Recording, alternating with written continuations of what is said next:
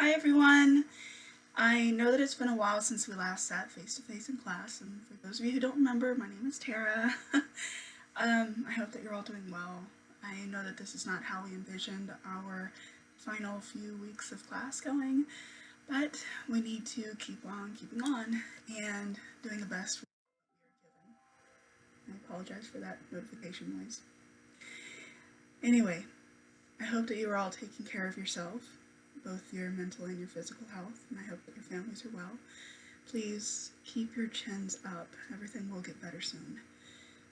And I apologize for that really long introduction, but I felt like I needed to get that out, and now we can focus on this week's essay. So this week we read Bruno Latour's essay, Why Has Critique Run Out of Steam?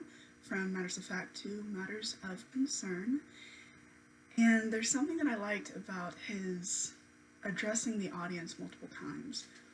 He seems to do a little soul searching throughout the essay, and the sociological sciences that we have developed over time, he also makes the audience, the reader, to question their knowledge themselves, to make them really think about what they think they know, and question the events around the world and filter out the fact from fiction.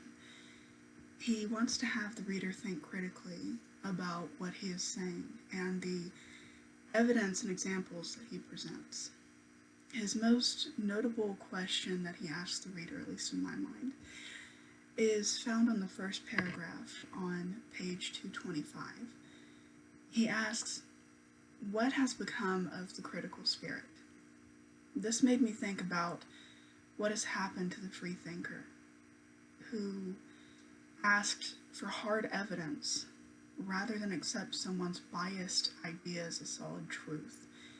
And unfortunately, we see a lot of this in our younger generation, partly my generation too, where if you try to have a political conversation with somebody, they're willing to accept the gossip, the hateful words,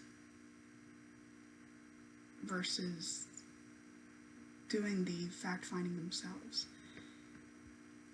More importantly, though, this question made me think about what has happened to the rhetoricians of the world, the ones who sought the truth and helped bring out the knowledge of the world around them, the ones who studied the matters of concern in the world.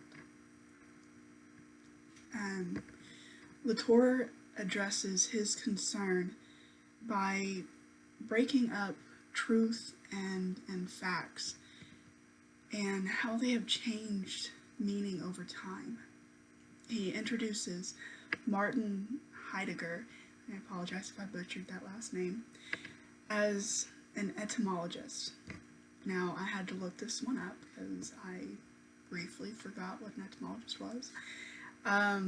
For those who are like me who forgot, etymology is the study of the origin of a word and the meaning which may have changed over time. Heidegger found that the word thing is identified and defined in different ways based on the language and the connection that is made. And he made one connection to the Icelandic language, the Icelanders' term for parliament, the word thing. And I know that seems like a stretch, trying to connect words to our main idea of critical thinking, but please stay with me. Latour makes the connection between the word a thing, which is the oldest form of parliament, and the Scandinavian word ding or ting, which is a thing. And it is, the ding is a place of assembly, kind of like the ancient rhetoricians. They would meet up and they would hold these spectacular displays of rhetoric with one another and kind of get into a rhetorical battle with one another. Both the all thing and a ding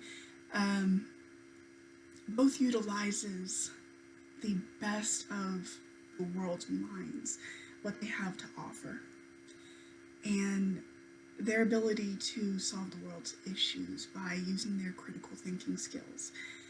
And Heidegger, he provides an example, which was kind of an odd example whenever I first read it, and I did have to read it again actually a couple of times. But he provides an example using a homemade jug versus a can of Coke that is made in a factory. Now, we have this beautiful homemade jug. It is a work of art, not only to the creator, but to those who are able to appreciate it. And this can of Coke, which is like any other can of Coke. It's mass-produced, it's got no flaws, no real characteristics, other than the identifiable characteristics of a typical can of Coke. He wanted to make the distinction between these two objects and make us realize that the jug was something to be honored and cherished. I feel like this is what we see with Twitter and Facebook, and I know that's kind of a stretch right now. But we see an original poster. The original poster is kind of like the homemade jug. They have this idea, this thought, and they wanted to share it with the world. And everybody else who, I guess, retweets, I'm not really familiar with Twitter, but retweets the original poster becomes a can of Coke. And they essentially just are piggybacking off of one another's ideas. Now, this distinction, going back to the ding and the all thing and the jug and the can of Coke, it can seem outlandish, but hopefully you're like me and you can kind of make a little bit of a connection. Going back to the all thing, the gathering places, where heads of state meet in order to solve issues of the world using rhetorical devices, using their knowledge and their skills to share that knowledge.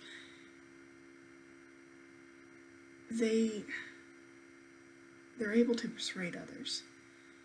And the connection is made by the philosophical idea that draws attention to realism, which is truth, and then relativism, which is the proof that we need. And here we have an area similar to the ancient Greco and Roman gathering places, as I mentioned before, which is, this gathering place is meant to decipher and work out the gossip and the personal opinions that may cloud the mind versus the irrefutable proof. And that's kind of the role of what I believe Latour is trying to call the attention of what a critic does.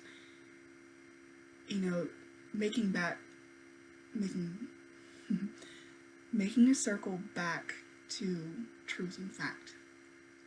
The role of the critic is there to show that what the native believers are doing with an object, with a belief, is simply a projection of their wishes onto material entity that does nothing at all by itself. It is nothing important. It isn't a falsity. I hope that you guys are still with me, because I feel as though I'm kind of talking in circles right now. I guess it's nerves. I feel like I'm just... Anyway. The things of the world that take time and dedication and care to create turn into a belief. Kind of like the homemade jug that we mentioned earlier. And that belief, Latour states, becomes a form of idolatry or fetishism. And it is a projection of their own power onto an unmoving object. And the anti-fetishists are those people who are trying to debunk the belief or the thing. In other words, the anti-fetishists are kind of critics.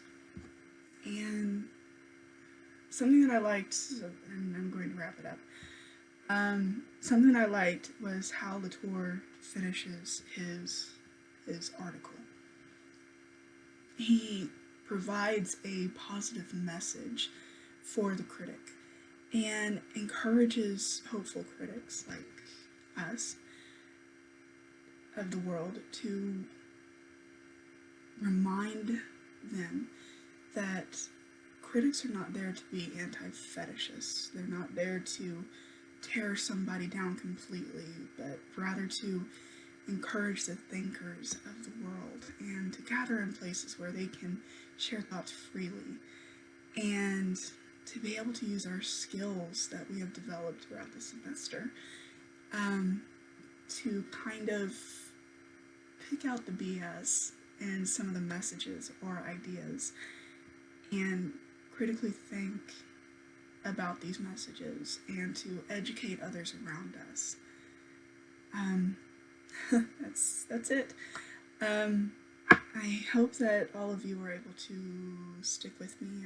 I did email a handout to accompany this, and I hope that the handout does help you guys. As I said, take care of yourselves, take care of your families, read a book, try to stay sane. Good luck on your final papers, and I hope that I will see all of you in the near future. Take care of yourselves. Bye.